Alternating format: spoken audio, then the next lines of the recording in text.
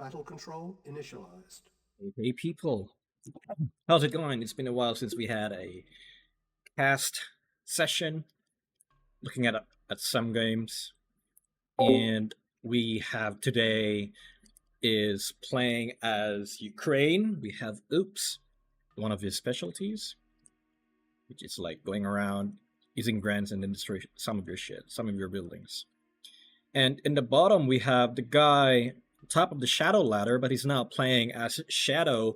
We have Hyper playing as the Black Hand. Both of them randomed any, so they're sending in scouts in order for them to see what faction they are or their opponents are.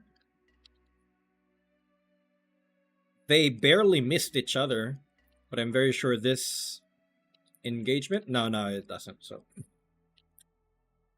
Upps should now be able to see Hyper's Black Hand, and Hyper sees Upps is Crane.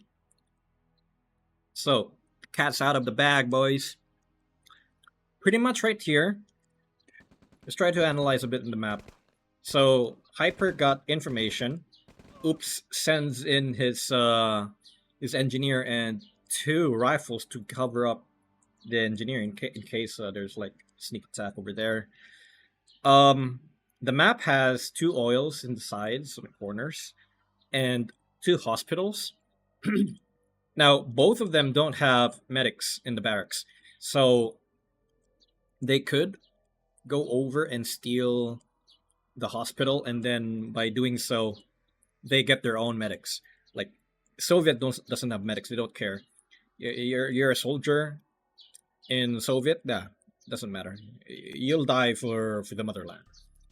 And likewise for Nod, they don't have medics, but they have mechanics because their late game infantry can become cyborgs or heavy cyborgs. So that's why they have mechanics instead of medics. So we actually see here from Hyper. Wait. Okay, sorry about that. So anyway, so we actually see Hyper going in with the war factory or the airstrip rush. Interesting decision. So he went, refinery and then airstrip. So that places him an advantage compared to like double ref, and we do see Upps doing the same thing here as well. Power plant, racks, or refinery wharf, then power plant. The only reason why Hyper has placed his like 150 145 compared to Upps having 52 is because airstrips are quicker to build because all of their production, all of their vehicles come in with riding an airplane. So because of that, that's why it's actually a little bit cheaper. So we actually see, I think it was going to, Upps undeployed there trying to expand, but since he saw Hyper pulling out with a buggy. So what does that mean to Upps? It means to Upps that, okay, since I had my war factory and I see Hyper having a buggy too, that means he went for the same build as me, which is power plant, racks, ref, and then wharf.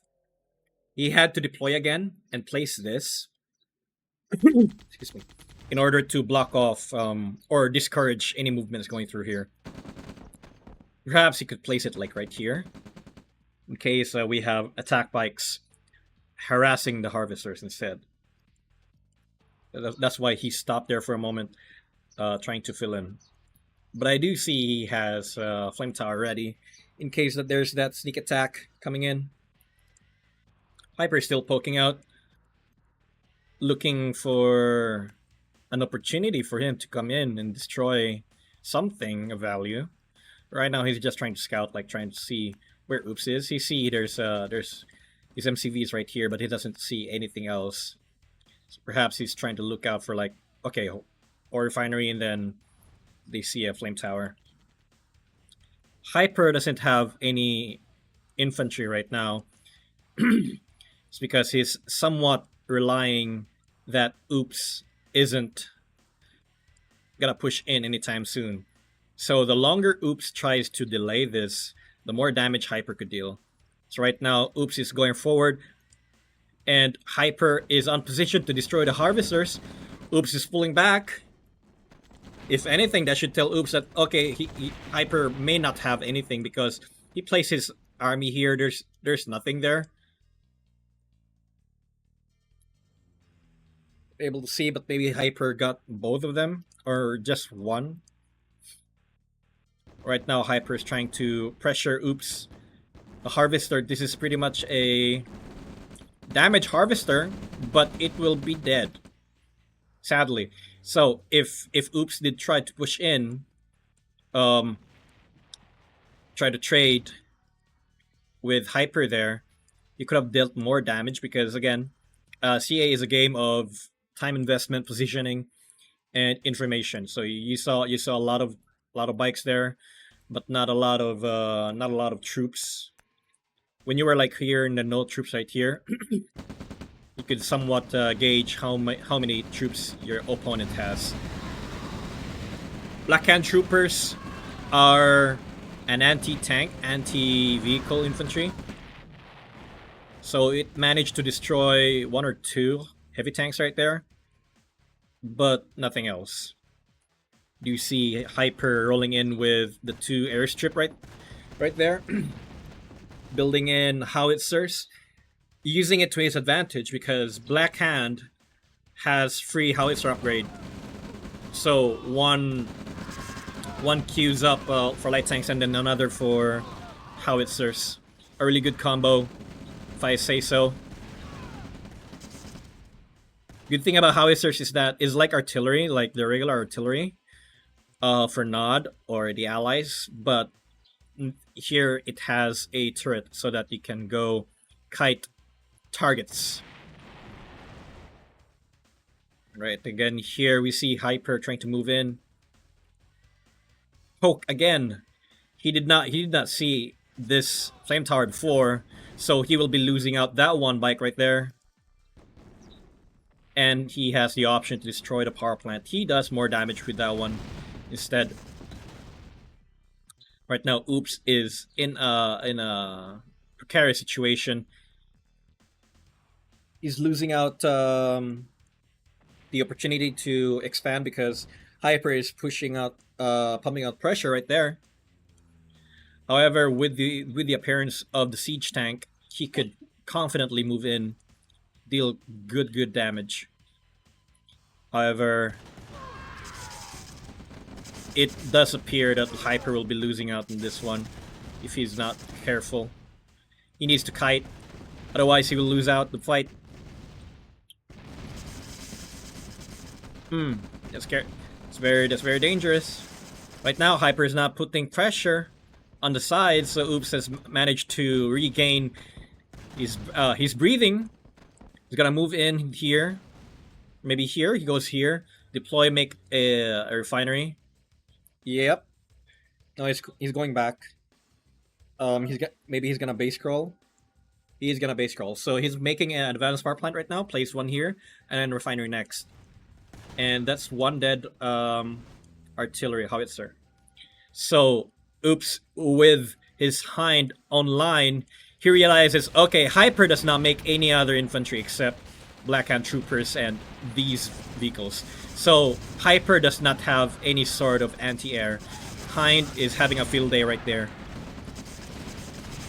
And that, ladies and gents, Hyper has lost all of his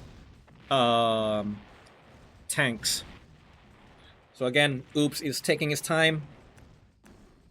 He needed to expand badly too, because 1, 2, 3, 4, 5. He has 6 harvesters. All of the Tiberium is taken. So that means if he just stays there, he will not be receiving any more excess. So he has a Hind here. Hind has no ammo, but he has another one. Good micro right there. So I said good micro because when you're airfield finishes building something, and you have like one aircraft going back to rearm, that stops the airfield from deploying any aircraft right there. So good micro on Upps. So instead of like waiting for this Hind to come back and then rearm, fly off, he stopped at midway there and then reapplied to rearm. And now we have Upps pulling out the Hind, trying to destroy the commando. And I think that's a game ender right there. Hyper does not have the firepower in order to end it, but we shall see if this bombing run is enough to destroy Upps' forces. Gonna deal some damage, worth almost 5k, or around 5k. So that pretty much destroyed all of Upps' infantry right there. Shock troopers were very, very important. So that places Hyper's SSMs not as important to carry out. Like, it's not as important to make sure that it's still alive. He has to make sure that his stealth tank and laser light tanks are alive. And unfortunately for Hyper, Upps is somewhat prepared for it right now. And he's gonna snipe the commando again. And that's 2 times Hyper has lost a commando. And we see here a drop by Upps destroying the tech center. Hyper does have Temple Prime ready, so he is already pumping out cyborgs. But Hyper is out of tier 3, so he can't make SSMs. He can't make commandos again until he make another one. So a really good play here by Upps, placing in a service depot. Soviet vehicles are very, very tanky, but as I said, they don't have any mechanics, so they just don't care. We see a drop by Hyper here using 2 flame drops. Not really the best target. I don't know if he had vision. No, he didn't have vision, but it would have been an easy use of his power, trying to look there and realize that it was actually a better position to attack. So Upps forced Hyper to undeploy, leaving his expansion. This expansion here is easy for him to destroy. So that places Hyper in a really bad position right here. Reason because he does not have any other Tiberium left, like empty. So there, that's pretty much a game ender right there. Great move by Upps. And that, ladies and gents, is game 1. Let's try to analyze a little bit here in the map. So I believe both players got each oil derrick on the corners. So as I repeat about it before, 1 oil derrick provides you with 400 cash per minute. So if you do the math or something, it's like around minute 3. So 4, 5, 6, 7, 8, 9, 10, 11, 12. So like around 3,600 is the value this oil has provided. So always make sure whenever you're playing 1v1s, it's very important with 1v1s because sometimes the oil gets ignored. So yeah, good play by Upps there. Good saturation of defenses. Like he didn't stay there for long. After he feels like, okay, this area here is pretty much secure. He made flame towers because well, Nod's harassment vehicles are all light armor. You could opt out for Tesla coil if you wanna secure damage. Sometimes flame towers is always a good option. Hyper there going in. I think him going for cyborg may be a little bit aggressive in a way. So how did Hyper go? Main base here, then expand right here, and then I think he stayed to rush to tier 4. That may be what have happened. So going through with that make you like susceptible to more army. I mean, like if your opponent, like let's say Upps here, stayed here, placed the radar dome, stayed tier 2 for a good few minutes, like he delays going for tech center, the funds you have there could be spent for something else. So Hyper pretty much had to juggle between making bases, infantry vehicles, and etc. Well, he didn't really have like a lot of infantry, but I think you get the point. There's a fine line you have to balance with combined arms. Like, when do you tier 3? When do you tier 4? It's honestly something it will never be answered. Like, there's no one straight answer for it. You have to play, and then you just get a feel with your game sense. Eventually, you'll get there. So that's it for game 1, folks, Battle and control see you terminated. on the next one.